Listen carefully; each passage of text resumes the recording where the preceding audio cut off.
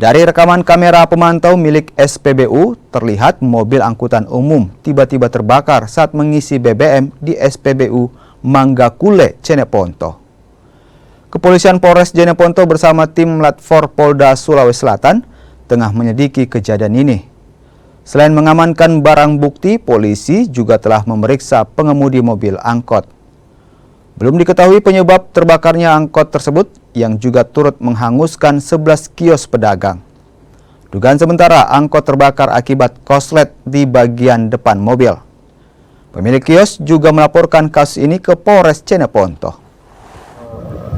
Dengan laboratorium forensik Jawa Makassar sudah turun oleh TKP di kabupaten tersebut.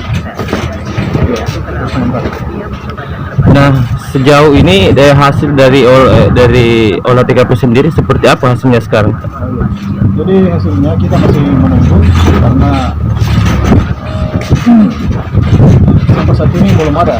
Jadi kita tetap menunggu dulu. Nanti kita lihat bersama nantinya.